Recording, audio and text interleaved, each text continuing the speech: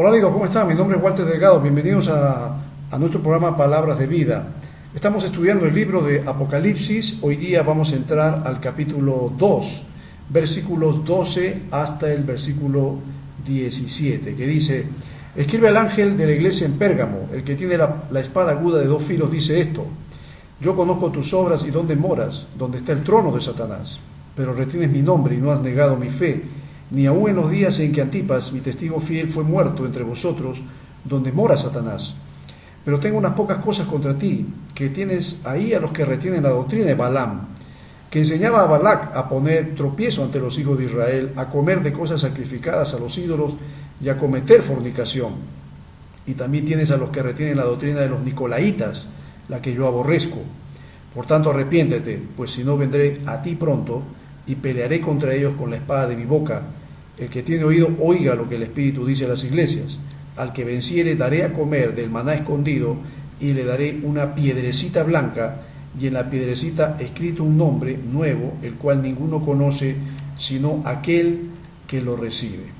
Vamos a hablar acerca de la iglesia de Pérgamo en esta ocasión, y a esta iglesia, juntamente, al igual que al período que la representa, se le llama el de la iglesia indulgente, precisamente porque fue una iglesia que, a pesar de su celo de mantener la pureza doctrinal, permitió la incursión de algunas enseñanzas que distorsionaban la fe cristiana, y eso lo vamos a ver a continuación. Pérgamo significa matrimonio o elevación. Fue la capital de Asia hasta el final del primer siglo. Era una ciudad entregada a la adoración de muchos ídolos griegos. 2 de los sistemas religiosos más prominentes de la ciudad eran la adoración a Baco, el dios de la juerga, y a Asclepios, el dios de la sanidad. El versículo 13 se refiere 2 veces a la ciudad como el lugar donde Satanás tiene su trono o donde vive Satanás. La influencia del paganismo sobre la iglesia aumentó poco a poco con el paso de los años. Comenzó a envolverse en un misterio y un ritualismo que tenían gran semejanza con el misticismo de Babilonia. El símbolo caldeo Tau, T-A-U, que consistía en la elevación de la letra T mayúscula en el extremo de una vara, ¿no? una transversal en el extremo de una vara, se cambió por la señal de la cruz. Se introdujo el rosario de origen pagano. Se concibió la idea del celibato de los sacerdotes y las monjas, el cual no tiene base escritural, sino que encuentra su contraparte en las vírgenes vestales del paganismo. Y bueno, vamos a ver a continuación una lista parcial de cambios no escriturales que se introdujeron durante este periodo. De una forma gradual, estos cambios adquirieron más prominencia que las enseñanzas originales del cristianismo. Yo te dije que Pérgamo representa al periodo de la iglesia indulgente, y eso lo vamos a ver justamente cómo las doctrinas paganas, las creencias paganas fueron aceptadas dentro de una iglesia cristiana que en un momento hizo un crack, se quebró en lo que se refiere a la unidad doctrinal, en cuanto se refiere a la pureza doctrinal que había sido transmitida por Cristo y los apóstoles. Ya para el año 300, y acá vamos a ver justamente a este periodo de la indulgencia que permitió la incursión de doctrinas heréticas. En el año 300 surgió la oración por los muertos. En el mismo año 300 de la era cristiana vamos a ver la cruz, que se convierte en un símbolo.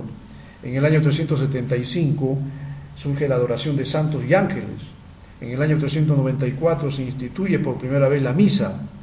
En el año 431 se comienza a adorar a María. En el año 500 los sacerdotes comienzan a vestirse de manera diferente a los laicos. Ya para el año 526 surge la doctrina de la extrema unción. El año 593 se introduce la doctrina del purgatorio. Para el año 600 los servicios de adoración se llevan a cabo en latín. Y también en el mismo año 600 se dirigen las oraciones a María. Jesús nuestro Señor se presenta a esta iglesia como el que tiene la espada aguda de 2 filos, en referencia precisamente al cuidado que el creyente debe poner en observar atentamente la palabra de Dios, en el cuidado de la sana doctrina. Hermano querido, el Señor Jesucristo quiere que tú cuides la sana doctrina, que no permitas que la palabra que el Señor te ha transmitido sea mezclada con ideas de hombres o con doctrinas y mandamientos de hombres. Sé dónde vives, allí donde Satanás tiene su trono, dice el Señor Jesús a esta iglesia. Ya vimos la naturaleza perversa de esta ciudad, donde Satanás tenía su cuartel general, que más tarde se trasladó a Roma, y desde allí Satanás dirigía los asuntos de su reino mundial, pervirtiendo las almas de los seres humanos.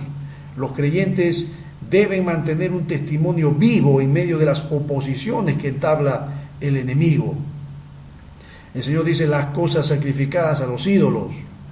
Esta iglesia justamente estaba allí en medio de esta práctica terrible que hace referencia a la fuerte influencia de la idolatría pagana y cometer fornicación, los pecados de inmoralidad sexual en un ambiente gobernado por el diablo, es cosa de todos los días. Además, las controversias doctrinales eran fuertes también en ese tiempo. Fue durante este periodo que se presentó la controversia arriana en el concilio de Nicea en el año 325 de la era cristiana. Arrio y sus seguidores negaban la deidad de nuestro Señor, de nuestro Salvador. En realidad, el concepto que tenían de Cristo se parecía mucho al de los testigos de Jehová de nuestros días, que también niegan la deidad de Jesucristo. El Señor habla de la doctrina de los nicolaitas. El nicolaitismo era la doctrina de una fuerte herejía eclesiástica que gobernaba sobre los laicos. Nunca propició una fuerte condición espiritual en la iglesia. A los laicos no se les daba voz ni voto en los asuntos de la iglesia, sino que se les requería que obedecieran ciegamente los decretos del clero. Entonces, de forma gradual, el clero pareció inclinarse a un tipo de existencia poco práctica, encerrados en una torre de marfil que los separaba más y más de la gente. Cada vez el clero pierde el contacto con la gente, deja de ser una herramienta efectiva en manos de Dios. El Señor llama a esta iglesia al arrepentimiento, si no pelearía contra ella con la espada de su boca. Jesús juzgará a los hombres, mi querido amigo, mi querido hermano, y a su iglesia usando su palabra. Es importante posicionar nuestras vidas cada día en la sana doctrina. Ella justamente expresa la voluntad de Dios. En este pasaje se habla del maná escondido y la piedrecita blanca. El maná escondido representa el alimento espiritual que vivifica nuestras almas. Jesús es el pan de vida, como dice Juan 6:35. Él mismo vivificará nuestras almas para permanecer con Él eternamente y para siempre. Esa piedrecita blanca, el blanco en la Biblia se refiere a la justicia de Dios y se refiere a una antigua costumbre como la llave que abre el significado de esta piedra. Parece que en tiempos antiguos la piedrecita blanca representaba la absolución. Por ejemplo, si un hombre era juzgado en la corte, el jurado publicaba su voto con respecto a su caso, dejando caer una piedra blanca, queriendo decir que lo absolvía de su culpa. Nosotros somos absueltos por Cristo y Él tiene un nombre escrito para ti. Si tú eres un hijo de Dios y has experimentado la salvación, es porque ahora el Señor te ama, eres su hijo, y esa piedrecita blanca significa que Él te absolvió del juicio y de la condenación, y Él tiene un nombre guardado para ti.